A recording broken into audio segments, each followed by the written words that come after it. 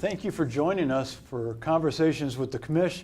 Pleased to have with us today Danny Gavitt, the Senior Vice President for Basketball with the NCAA. Danny, thanks for joining us. Thanks, John. Appreciate being with you. You know, if 25, 30 years ago, someone had said to you, you're going to get to run the NCAA tournament, what would you have said? They're out of their minds, first of all. Could never imagine that. But I'm really lucky to have this opportunity, and you know, March Madness is something that the entire country loves and engages with, and I guess unwittingly during my career I was, making my way to this opportunity, and hopefully I just don't screw it up now. We'll work hard to keep it as magical as it's always been for basketball fans across the country. You know, and we always zero in on Final Four, March Madness, but your job encompasses so much more than that.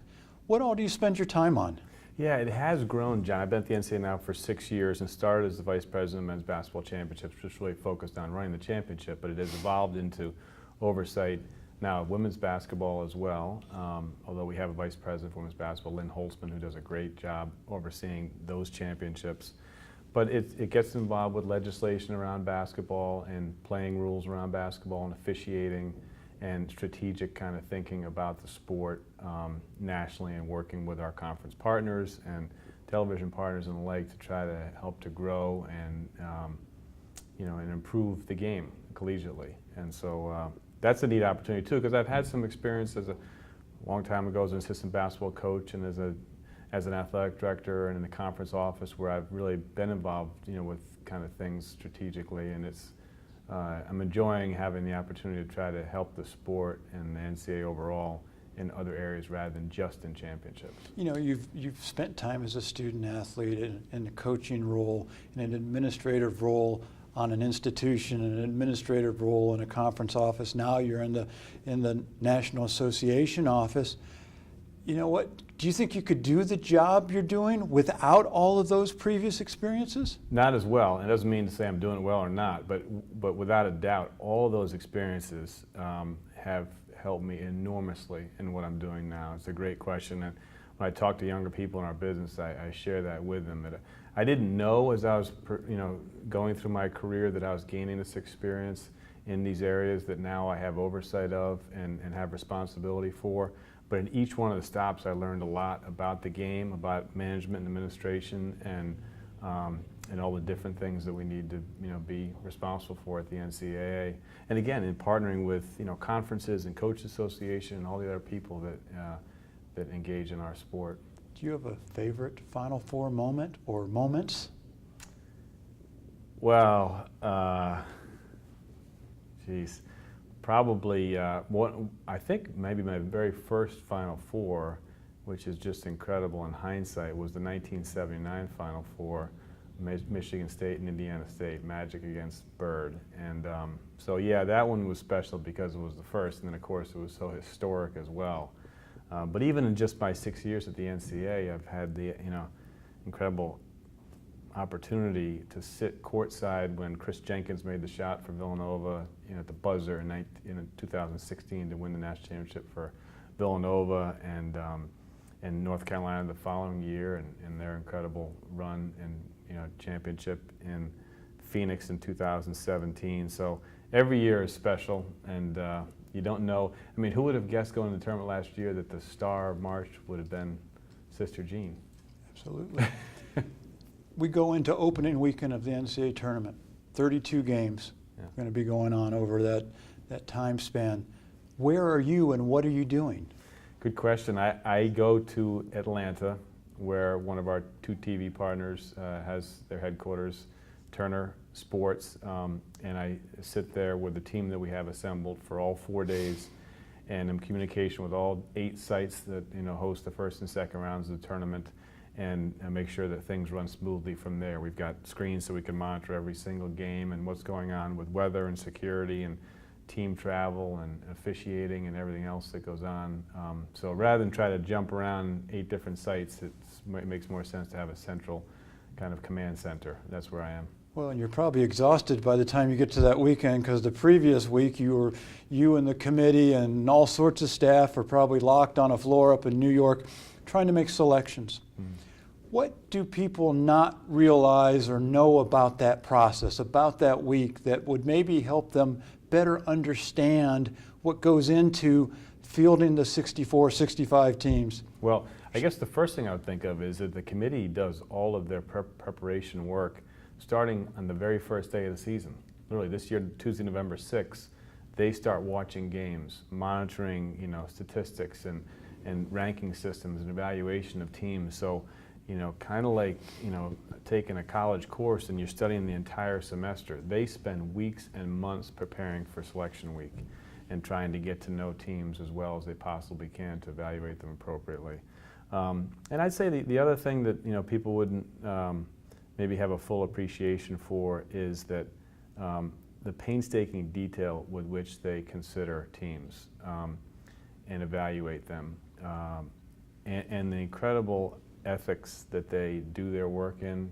I mean, I think probably like the CFP, and the people that serve on these committees are people of the highest level of integrity that have worked towards this their entire career. And so, you may question whether a decision's right or wrong, but their intention is always to do what's right and to get it right for the good of the tournament. And that's what's been really, I kind of knew that before, but now sitting in the room, it's very present, very powerful that these are people of the highest integrity. We're moving away from the RPI to the NET system, or NET analytical tool. Yeah. What is that? It's the NCAA evaluation tool, short for NET, and it will replace the RPI after 37 years of use as the main sorting and analytic tool for the tournament. The NET, different than the RPI, is a combination of a results-oriented metric and a predictive metric. The RPI was only results-oriented. So this is a much more modern, sophisticated, and contemporary analytic that brings into consideration for teams how good they are at what they do. So rather than just the results of their games, this brings into consideration how good they are offensively and defensively from an efficiency standpoint, some level of scoring margin that helps to predict outcome of games. So it's a much more robust tool than the committees had before, and I think because of that will just help their process even more. How do you, in your role in shepherding basketball, both men's and women's, how do you try to incorporate a student-athlete voice in various decision-making processes? Well, I get to work with the Men's Basketball Oversight Committee who has oversight of all things Division I men's basketball, and we have a couple student athletes that serve on that committee, so we've got their voice in the room when we talk about anything that impacts the sport and their experience. We also, we have former student athletes on our staff from a championships perspective. A young man named Nico Roberts who played at Kansas, whose dad's an assistant at Kansas, Norm Roberts. Oftentimes, frequently, we've got former student managers that serve as interns and in entry-level positions for us. So they bring that experience, having just come off a team experience. And then we engage with student athletes during the tournament and after the tournament. Actually, our staff goes to visit all 4 teams who made the Final Four and does interviews with student athletes and the coaching staff and administrators about what their experience was like at the Final Four, how we can improve upon it. And so we work really hard as a staff and as a committee to try to get what's right and what's wrong about the experience and continue to improve upon it. And from the student-athlete feedback you receive, what do you hear in terms of what's important to them in terms of that championship experience?